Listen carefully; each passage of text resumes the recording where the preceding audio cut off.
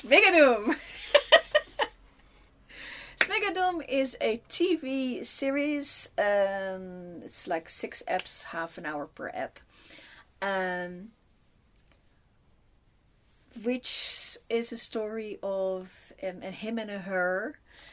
And she loves musicals. And he is ambivalent.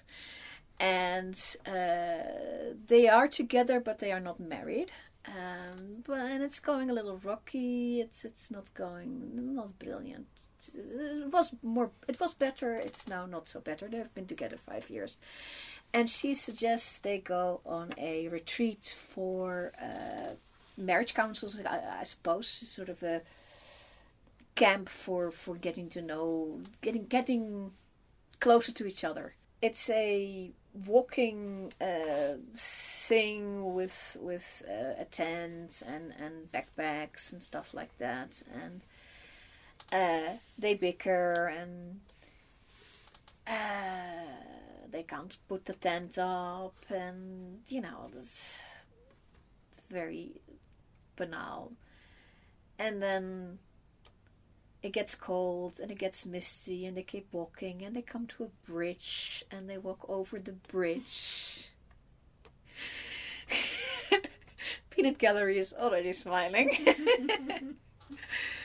Because they come over the bridge and the fog clears and it's all green meadows where they were in a forest before. Green meadows and almost lollipop sky with little fluffy clouds, and okay. And they go walk a little further and they come to a town and they basically say hi, and the town goes, "Welcome to our town." Dance number 5 minutes. And of course, I knew this thing is going to be musical based because I had read the blurb on it before I watched it. But the music is written by some modern people, but they very closely listened to all the musicals, the 40s, 50s and 60s musicals.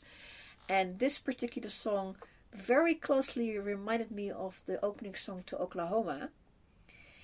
I recognize it. I've seen Oklahoma once. There is one film of it, but it's very hard to get, and I only ever saw it once. So I remember the theme tune, but it's not that song. It is a song that sounds very similar, or has the same build up of, now we're going to say a name and we're singing it in a certain way. Throughout this entire series, that will keep happening, and they actually based this on the theater musicals, and not all theater musicals of the Broadway theater musicals of the 40s, probably any era.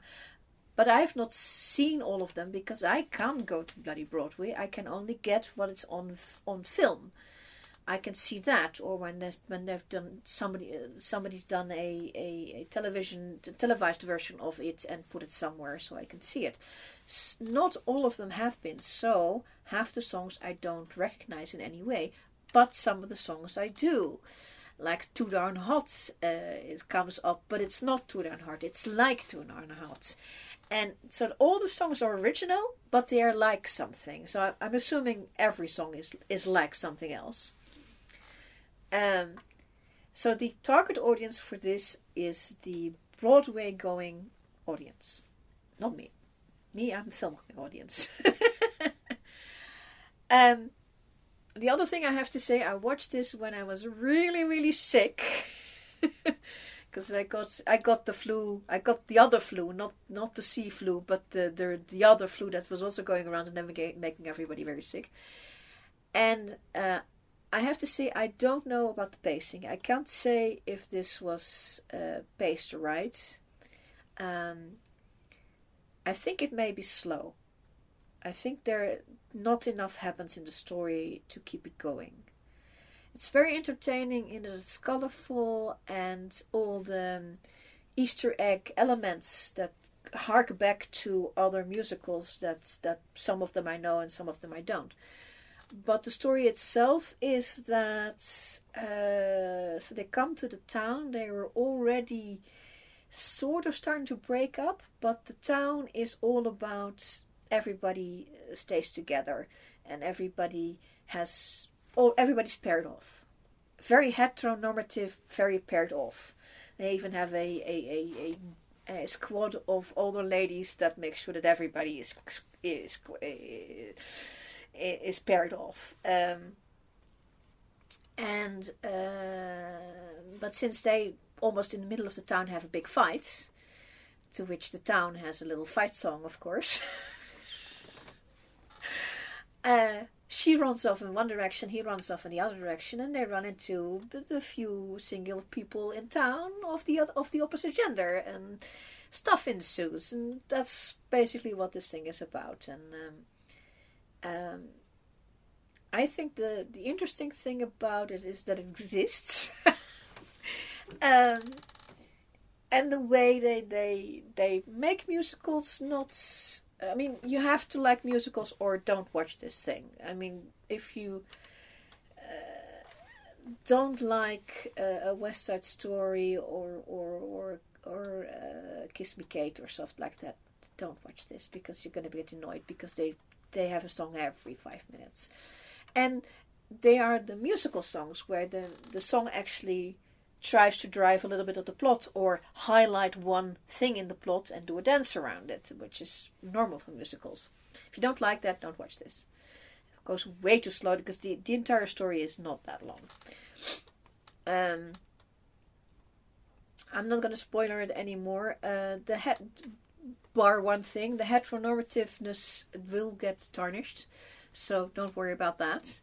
There are some people of color as well, so we have some. An honorable mention for Alan Cumming, because you should always mention Alan Cumming, because it was good. Bar the pacing, I cannot tell you about the pacing. Maybe too slow. Don't know. Can't tell. I was sick. But if you're sick, this is a good way to spend 3 hours. The musicals mentioned in the Wikipedia page are one called The Music Man, which I don't know, from 1957, Schmigadoon, which we know, Chicago from 1975, Sound of Music, Oklahoma, Carousel, South Pacific, King and I, and almost all of them are written by Rodgers. It's either Rodgers and Hart or Rodgers and Hammerstein. Hart and Hammerstein are the lyricists. And I believe one of them is written by Sondheim, who does his own music and lyrics. But they are now redone, because these are the inspiration, redone by a Christpher Willis and a Cinco Paul. Oh, he did the songs. Yeah, songs. So incidental music by Willis and songs by Paul. He did really well. I mean, the production is nice. The main people, the main characters are, I suppose, Malay color. They are unspecified tan skin of some sort. Nobody makes anything of it, which I think is what you should do. She was good. He was good. She was the character, her character. She was already into musicals, so yeah, she could sing. So the moment she gets a chance, she gets to sing. But he was not, and the moment he gets a chance, or his moment where he has to sing, it's very interesting. So I'm not gonna spoil it. Just to enjoy it. It was, nice. I'm not gonna say really good, but it was nice. Yeah, sometimes stuff is just nice. They have announced a season 2, which I'm not quite sure how they're gonna do, because the end was pretty endy.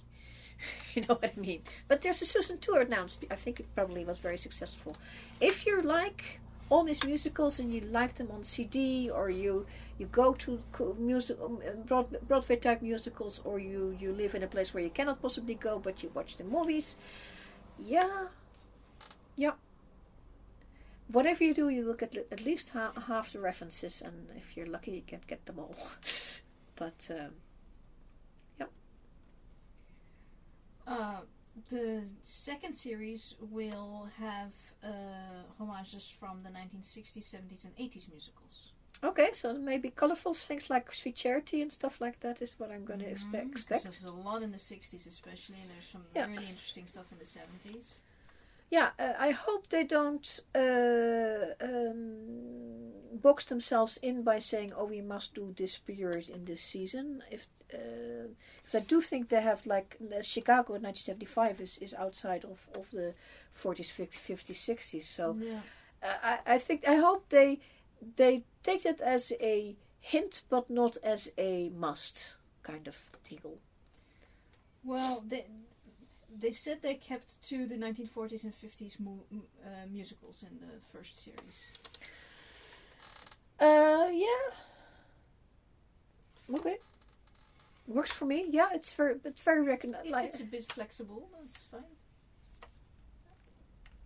Yeah, I wonder if it's going to be the same people, because the premise of the story was that they go on this camp and fix their relationship. And I'm not going to tell you if it's fixed or not, but everybody does get paired off with somebody. So something got fixed and done. And they left again.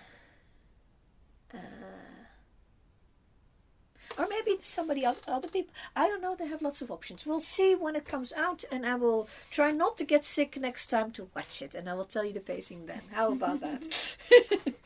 When it airs. When it airs. I think probably the pacing was probably okay, but because they don't get that terrifically wrong anymore. I was just sick. Don't get sick. Enjoy watching TV. Don't get sick. No. And that is my opinion, and sticking to it and not getting sick.